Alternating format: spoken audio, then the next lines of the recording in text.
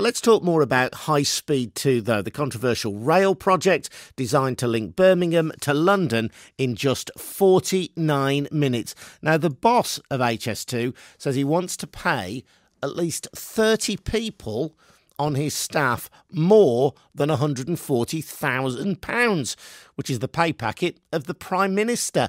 Now, at the moment, there's a kind of unofficial rule which says that nobody in the civil service should be paid more than the Prime Minister. But Sir David Higgins says he wants permission to break those rules, as it's absolutely essential to get the right people now rather than when problems develop. So I'll throw it out to you. Do you think that High Speed 2 is so important that if the boss says we need 30 people earning more than 140 grand a year to do the job, well, let's just pay them the money? Or do you think you've got to be having a laugh? How can people be paid more than the Prime Minister just to build a railway? 03453 00 9956. We'll speak in a moment to John Lamb from the Birmingham Chamber of Commerce. First, Joe Rukin, campaign manager for Stop HS2. Joe, good morning. Morning, Adrian. So, what do you make of what Sir David Higgins has had to say? Well, it's unbelievable, really. When he came in, he was given a brief. He was going to produce, the very first thing he was meant to do, produce a report, bring the cost of HS2 down. He produced a report, didn't bring the cost of HS2 down a penny. In fact, he got rid of the link to HS1, and the cost stayed the same. And now he's saying, 20 to 30 people, over 140 grand a piece. Basically, what HS2 have proved from the start is this is a gravy train for the people running this project. Last night he was also asked, can you say that the costs won't go up? And no, he couldn't. So he was brought in to bring the cost down. Now he's not even saying that he can keep the costs where they are. And this is symptomatic. HS2 will keep, the cost of HS2 will keep increasing. Just a couple of months ago, it was revealed that the 16 contracts that were signed last year for 101 million have come in at 188 million, 86% over budget. And that's for millions of pounds on contracts for design, not billions of pounds on contracts for construction. But Joe, if he's asked, can you guarantee that costs will not rise above a certain amount when we're looking at a long-term project, then the man would either be a fool or a liar if he said he could guarantee, because there are so many imponderables in the world, that the price wouldn't rise. But what about this key issue today, that he wants to get 30 people who might earn more than 140 grand a year, but they will be the top people in their field. Now, if we have to pay the top people in the field more than 140 grand to get the job done, isn't that a legitimate expense? Well, when you look at what HS2 have been spending at the moment, they've already been spending ridiculously high salaries and coming up with complete incompetence.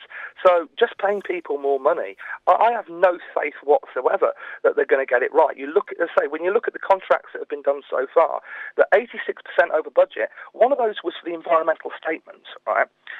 They failed to survey 40% of the route, but the contract came in 268% over budget. Now, why on earth does anyone think that if we pay people more money, they're going to do the job right? Because they've been paid more than what they said it was going to cost in the first place, and they haven't got the job right. So, just chucking money at this project is not going to solve the problem, that it's being terribly run and it isn't what this country needs. What does John Lamb from Birmingham Chamber of Commerce have to say? Morning, Adrian. Well, I think, with people like Joe who are totally opposed to this whole project, whether it's for whatever reason, are always going to come up with reasons like this to criticise it and discredit the whole thing. But the fact remains this is the largest infrastructure project in Europe. It's going to happen. And so why not make the best of it? And as Sir David has said, he will pay this money if he has to. And also, he still probably won't be paying as much as the private sector does. The average chief executive pay in London is £120,000 a year. Well, if he's got to look at people of the top quality to attract to this vital and important project, then he must go for the best people. Joe Rukin, John Lamb making the point there. Look, if there are top people, they need top dollar. If you want HS2 to work, then you have to get the people who are able to make it work. Well, if you listen to what John said, you're paying well over top dollar. John said that the average salary for a chief executive in London is 120 grand.